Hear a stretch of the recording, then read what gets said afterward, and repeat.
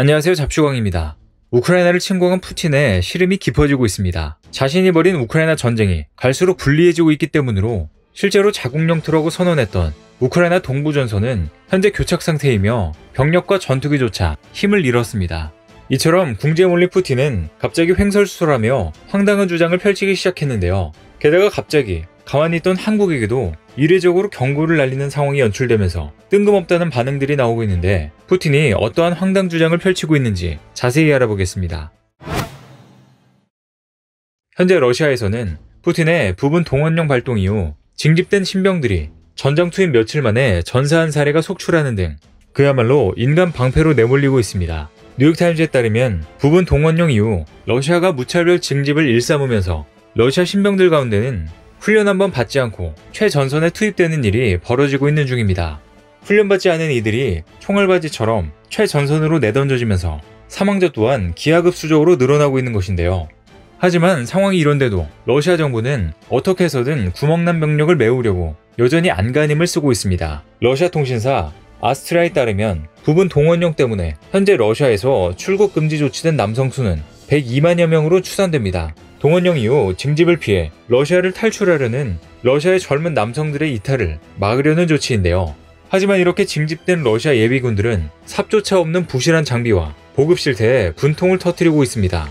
최근 징집된 러시아 남성이 SNS에 공개한 사진을 보면 러시아 행정부가 제공했다는 전투 키트에는 서바이벌 게임에서 사용될 법한 플라스틱 마스크가 담겨져 있었습니다. 그는 러시아 당국은 우리가 이걸 쓰고 스타워즈처럼 싸울 것이라고 생각하고 있다며 동원된 전사들을 위한 따뜻한 선물 고맙다고 비꼬았습니다. 또 방탄판 대신 플라스틱판이 든 방탄조끼를 지급받았다는 다른 게시물도 SNS에 올라왔는데, 특히 겨울 전쟁에 필요한 보온용 전투장갑은 어린이용인 것처럼 크기가 굉장히 작았습니다.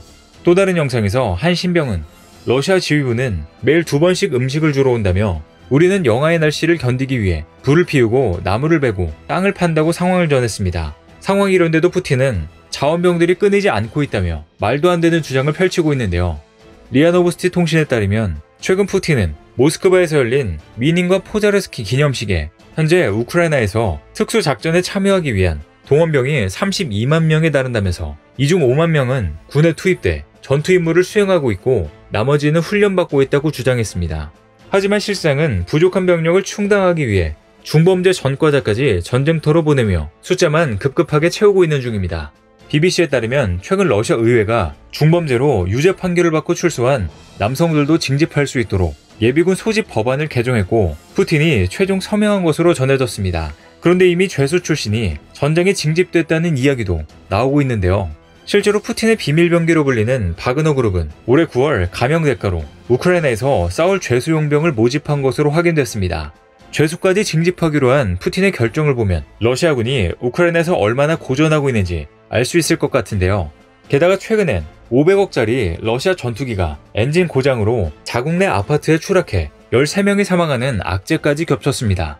로이터 통신에 따르면 얼마 전 러시아 남부 예이스크시 인근 공군기지에서 이륙한 소위 34 전투기가 인근 아파트 마당에 추락하면서 9층짜리 아파트가 거대한 화염에 휩싸였습니다. SNS에 올라온 영상엔 소련 시절 지어진 아파트 건물에서 불길이 치솟고 있는 모습이 보였으며 화재로 최소 17채의 아파트가 피해를 360여 명의 주민이 대피한 것으로 알려졌습니다. 이를 두고 군사 전문가들은 전쟁 중인 러시아의 군용기의 출격 횟수가 늘면서 추락사고 또한 증가하고 있다고 전했는데요. 소위 34는 러시아의 신형 전투 폭격기로 대당 가격이 3,600만 달러, 우리 돈으로 약 500억 원에 달합니다. 외신에 따르면 러시아는 현재 120여 대의 소위 34를 보유하고 있지만 우크라이나 전쟁 이후 최소 15대 이상을 잃은 것으로 보이는데요. 그런데 이번 전투기 추락 사건이 발생한 지 며칠 만에 또 다른 러시아의 전투기 한 대가 자국 영토 주택가에 추락해 폭발하는 사고가 발생하기도 했습니다. AP통신은 러시아 소위 30 전투기가 시베리아 동부 이르쿠츠크의 한 주택으로 추락했다고 보도했습니다. 그런데 이번 사고는 러시아군 전투기의 추락 사고가 생긴 지 채 일주일도 안 돼 발생하면서 전투기 한 대가 아까운 러시아 내 위기감이 한층 더 고조됐습니다. 현재 러시아는 전투기뿐만 아니라 전차들도 상당수 파괴된 것으로 전해지고 있는데요. 현지 시각 9일 미국 국방부는 러시아가 우크라이나 전쟁에서 탱크와 유도탄 등 주요 무기 상당량과 많은 지상군을 잃었다며 향후 예전과 같은 전투력을 가진 군대 적응이 쉽지 않을 것이라고 밝혔습니다. 미 국방부 정책차관은 인터뷰에서 현재 러시아군은 전투 탱크의 절반을 잃었을 것이며 지상군 80% 이상을 수렁에 빠뜨렸다고 말했습니다. 또 러시아는 정밀 유도탄을 대부분 소모했고 대러시아 제재와 수출 통제로 이제 러시아 군대를 전쟁 이전의 모습으로 재건하기는 매우 어려울 것이라고 밝혔습니다.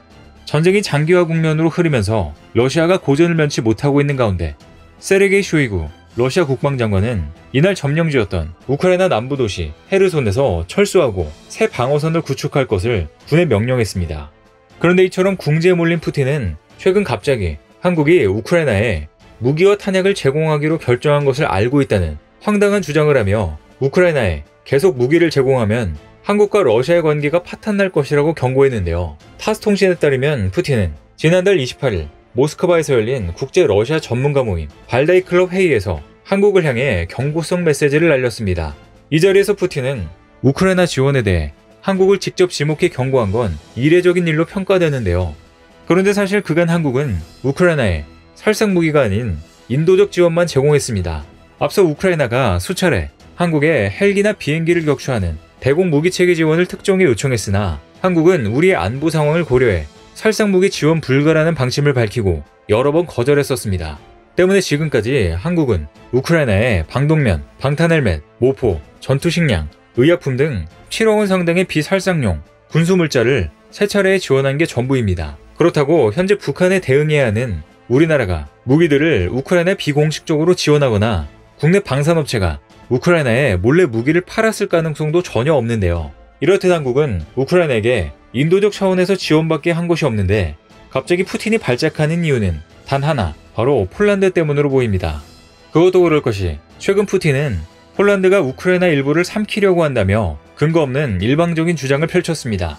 로이터 통신에 따르면 푸틴은 우리는 조국을 지킬 것이라며 우크라이나의 네오나치 정권과 러시아의 대립은 불가피하다며 이번 침공을 정당화하는 발언을 했습니다. 특히 푸틴은 폴란드가 국경을 접하고 있는 우크라이나 동부 지역에 대한 야욕을 드러내고 있다고 궤변을 늘어놓았지만 이에 대한 구체적인 근거는 제시하지 않았는데요. 특히나 폴란드는 우크라이나 침공 이후 한국 방산업체와 잇따라 무기 계약을 맺는 등 안보 강화에 열을 올리고 있는 상황으로 최근 한국의 무기가 폴란드에 대규모 공급됐다는 특이점이 있습니다. 앞서 K2, K9, FA-50, 천무 등 약 40조 원 규모의 방산 계약을 맺었는데요.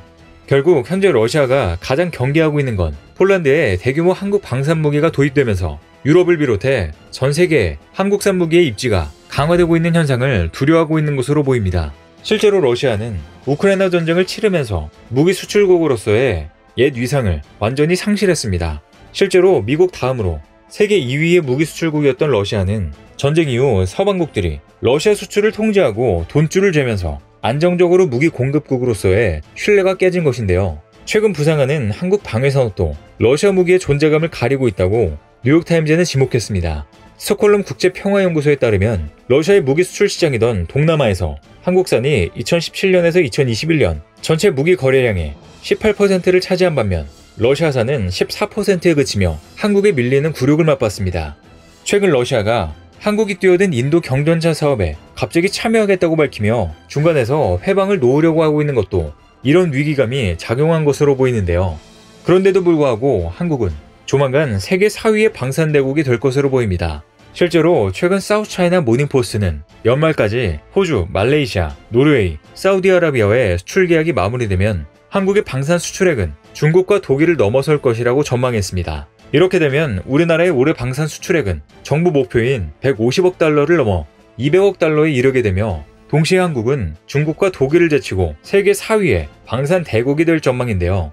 이처럼 한국은 최근 첨단 무기 시스템, 항공기 및 장갑차 등을 중동, 유럽, 호주에 대거 수출하면서 주요 방산 국가로 급부상하고 있습니다.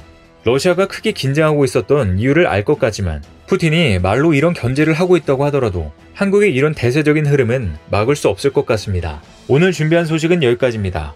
댓글을 통한 여러분들의 많은 의견 기다리겠습니다. 시청해주셔서 감사합니다.